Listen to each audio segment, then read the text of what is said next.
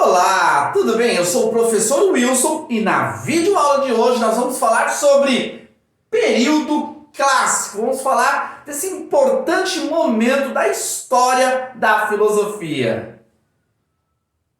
O período clássico ocorreu no quarto e no terceiro século antes de Cristo. Esse período sucedeu o período anterior, conhecido como período pré-socrático. Para entendermos melhor o período clássico, vamos analisar aqui o contexto histórico. Nós vamos ter aqui o crescimento da polis, isto mesmo, a polis que já fazia parte do mundo pré-socrático, agora vai chegar ao seu ápice, no qual nós vamos ter aqui, em especial, Atenas como sendo uma cidade forte, no qual vai concentrar grande parte de intelectuais, pensadores e filósofos. Com o crescimento da polis, nós vamos ter o desenvolvimento cultural, tanto na área da economia, como na área da política, da arte e da filosofia. Nós vamos ver um grande avanço. Vale lembrar que, diferente do mundo pré-socrático, no qual as pessoas estavam mais preocupadas com a contemplação do universo, entender o mundo, aqui a preocupação já não é mais cosmológica, mas sim antropológica. Vai se refletir melhor sobre a questão da ética, comportamento, a moral e a política, para que o cidadão pudesse viver bem na polis. Com todo esse avanço cultural e a necessidade de resolver os problemas das pessoas, nós vamos ter aí vários filósofos se destacando. Lembrando que foi nesse período que a filosofia atingiu seu ápice, através dos três principais nomes da filosofia antiga: Sócrates, Platão e Aristóteles.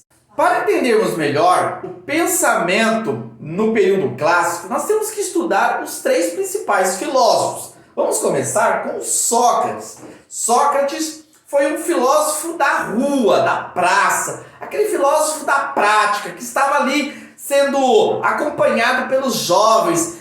Foi aquele filósofo que debatia com os sofistas, porém, ele não escreveu nenhuma obra. Tudo que nós temos sobre o pensamento de Sócrates foi escrito pelos seus discípulos, e em especial Platão. Porém, através dos escritos de Platão, nós vamos ter aqui o entendimento de alguns pensamentos de Sócrates. Começamos a destacar a questão do inatismo. O inatismo é a ideia de que o homem tem um conhecimento inato. Ele nasce já com conhecimento dentro de si e que, ao passar do tempo, esse conhecimento vai aflorando para fora, diferente da ideia que foi construída mais adiante do John Locke, que o homem é uma tábula rasa, uma folha em branco, no qual ele vai adquirindo experiências e vai se desenvolvendo. Sócrates, ele vai pensar totalmente diferente e ele vai defender a ideia que o ser humano traz consigo já traços do conhecimento, dos talentos, dos dons, e que isso vai sendo potencializado ao longo da sua vida.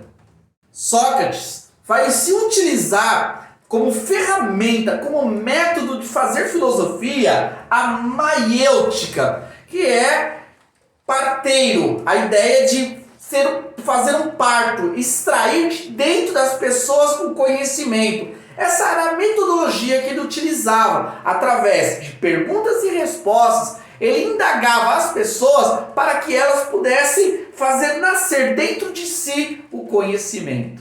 Sócrates teve vários embates com os sofistas, aquele grupo de pensadores que não estavam muito preocupados com a verdade. Para eles, o que importava era convencer. Defendiam que o homem é a medida de todas as coisas, é ele que determina a verdade. Eles relativizavam a verdade. Já Sócrates, não. Ele vai defender a verdade absoluta. Existe uma verdade concreta. Não é aquilo que eu penso que torna aquilo uma verdade, mas aquilo que realmente o objeto, o ser que é a verdade absoluta.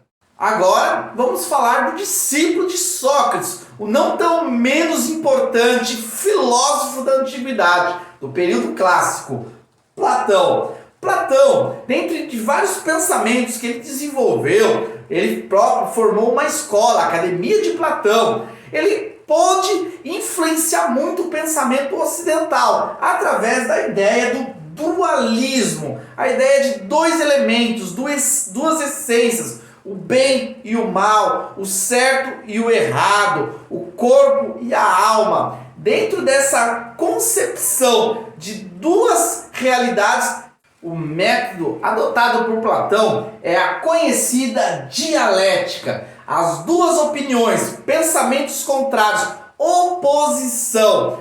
Platão entendia que na divergência de ideias, que na contrariedade, nós adquiríamos o conhecimento. Por isso, ele utilizou essa ferramenta como método filosófico.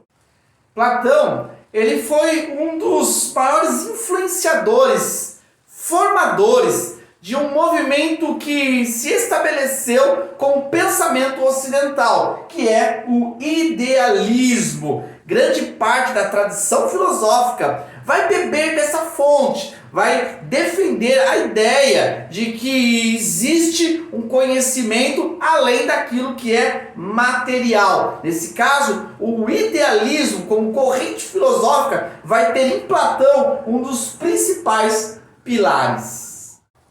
Platão, como já foi dito, tinham aberto uma escola de filosofia, a Academia de Platão, em Atenas. Nessa academia, muitos jovens vão estudar, vão se desenvolver, vão aprender as técnicas da filosofia. Nessa escola vai surgir um grande aluno que vai se tornar um dos maiores filósofos da antiguidade. Nós estamos falando aqui de Aristóteles, que foi discípulo de Platão, aprendeu na escola de Platão, porém ele formou a sua própria filosofia, montou a sua própria escola e desenvolveu um pensamento que foi contrário ao seu mestre. Não menos importante do que Platão, Aristóteles contribuiu para o desenvolvimento dentro da filosofia clássica.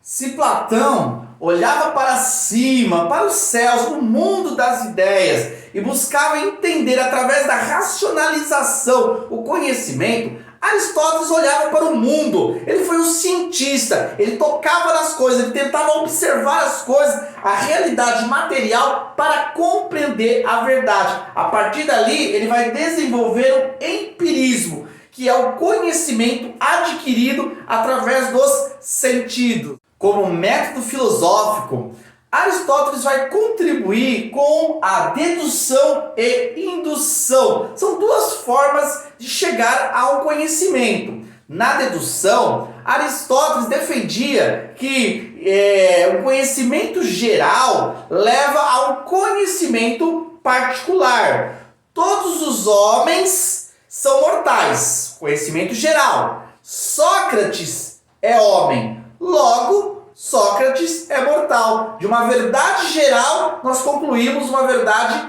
particular. Já na indução, nós vamos ter um caminho oposto. Ao analisar as particularidades, o particular, nós vamos chegar a uma realidade geral. O hinduísmo vai ser uma ferramenta importante também utilizada na ciência. Se Platão foi importante para trazer as bases do idealismo, uma corrente filosófica importante, Aristóteles vai ser um pilar essencial na formação do materialismo, que seria um pensamento contrário ao idealismo. Lembrando que quando nós olhamos a tradição filosófica, nós vamos perceber que todos os filósofos, de alguma forma, ou seguiam o idealismo platônico ou o materialismo de Aristóteles. Por isso, esses filósofos clássicos, Sócrates, Platão e Aristóteles, foram extremamente importantes para criar uma base, a base que deu origem a toda a tradição filosófica. Pessoal, espero que vocês tenham curtido esse conteúdo, essa videoaula, e que vocês não deixem de deixar um like aí para ajudar o nosso canal e também se inscrever e ativar o sininho para não perder nenhum conteúdo. Aguardo vocês para o próximo vídeo.